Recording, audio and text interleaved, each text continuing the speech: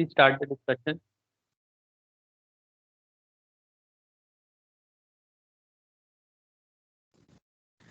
So So, the sir, I first feel thing that that. Okay. sorry. No, no, go ahead. Okay, so the first thing that could happen with the economic crisis happening in Pakistan is since due to economic crisis, inflation will rise up exponentially, and people would not be able to sustain their livelihood. So the next best option for them would be to migrate.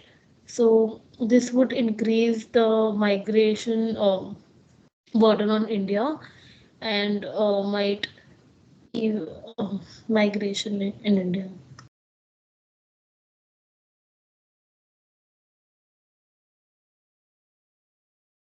Yes, even I feel that. I agree. Like it could lead to a rise in the refugees that are come to India. Some may be illegal and even otherwise, it would cause a huge crisis for India as well. It will also appear that India is not that uh, for organization targeting India for investments, they would feel that the whole region is not safe for them to invest, and it would lead to less investments for our country, and even like it could lead to more crisis along our borders. Like LOC has been unsafe.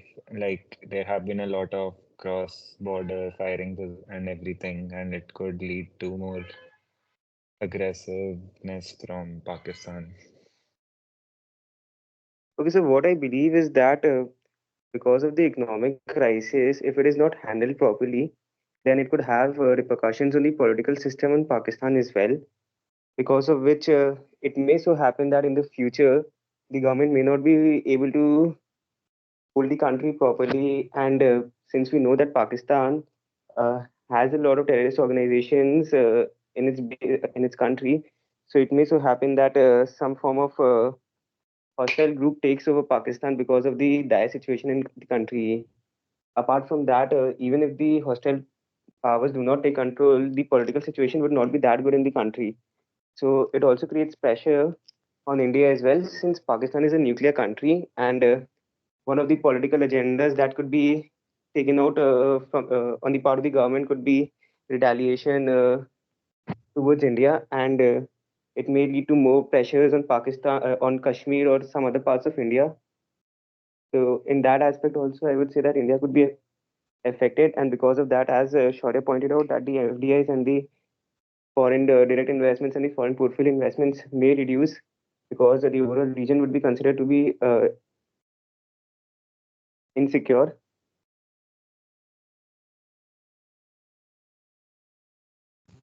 I have a question. Like, since there's economic crisis happening, so it is safe to assume that there's no money in the country. So, how will there be more fights or wars happening, even if a terrorist group takes over Pakistan? So it's not the government that necessarily. So it's basically the government which does not have the necessary money in order to run the entire country. The terrorist organizations may get funding from abroad or from some other institutions, and because of this of the chaos that would be happening in the country, it may be possible that since the government itself is not able to pay its employees and its uh, army or police staff, so automatically the number of personnel in those jobs would reduce, and overall the security would be hampered in that way.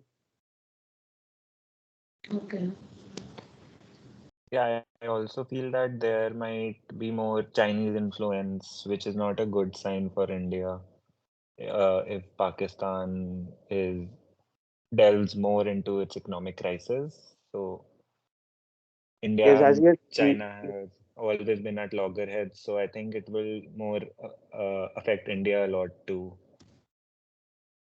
Yes, we have seen And that e- China's sorry. policy related to the debt. We have seen it in Sri Lanka, how Sri Lanka was affected by the enormous amount of debt that it had on because of China, and now they are actually leasing out. They have leased out a port for 99 years to China.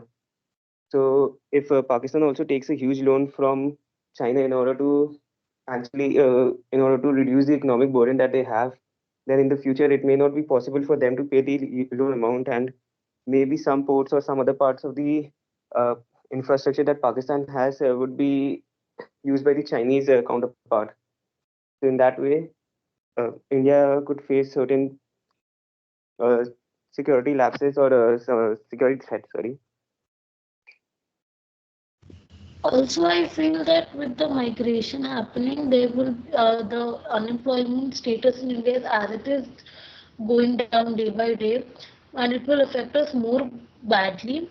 And to some extent, since the people are rising, then there'll be food shortages, there'll be space problems here. So in every way, here also a lot of inflation could happen, and the standard of living that we have seen been increasing since a few years, it will somehow again start to decrease.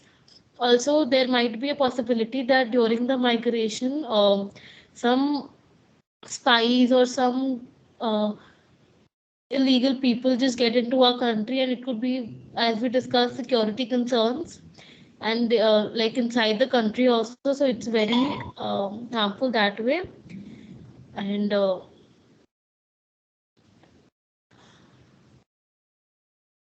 yeah, that's all. And one last thing is, I read somewhere that there are around like India exports around 500 million worth of products to Pakistan. So that might not work out for India. So it would not be favorable for our trade deficit and everything.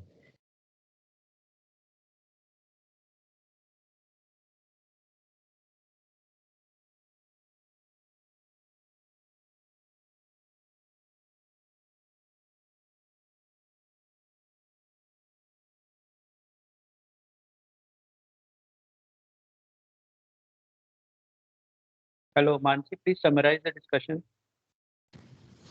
Okay, so we discussed different things about the if the economic crisis happens in Pakistan, then migration there'll be migration burden in India. The foreign investments might become less, like as other countries would not have that much confidence in India. The borders would be very unstable, and there's a possibility that terrorist group might take over Pakistan, and they it might again unstable the borders. They can of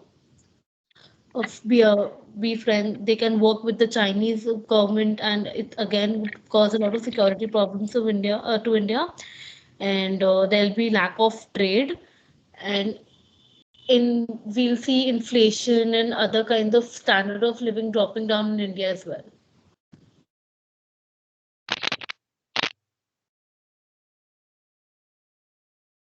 Yeah, Shaurya, please summarize.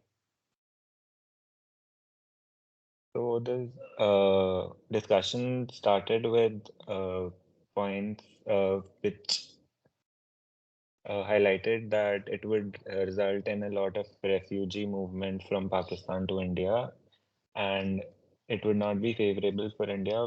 Plus, instability in our whole region would lead to less foreign investments in our country, which would affect our growth potential as a country. It would also, there was also a point that the organization might come to power, and what might cause unrest. Also, it's not safe because Pakistan is a nuclear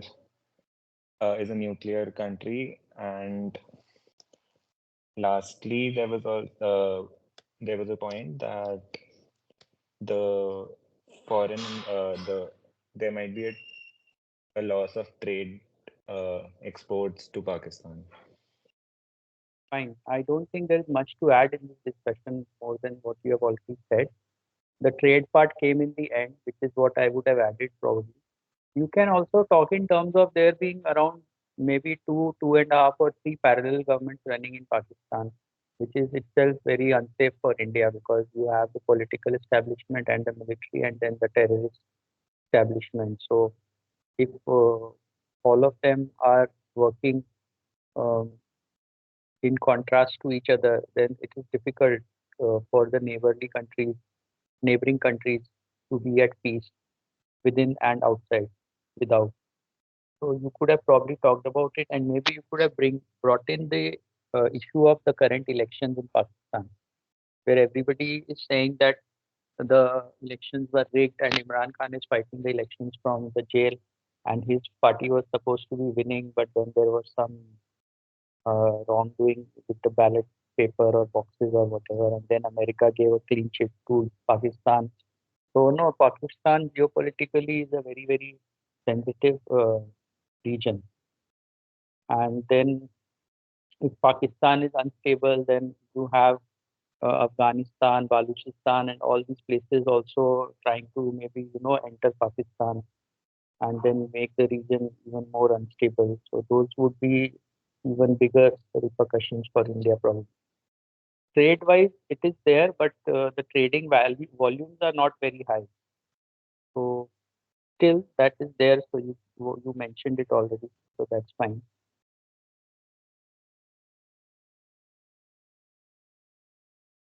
Could you hear me?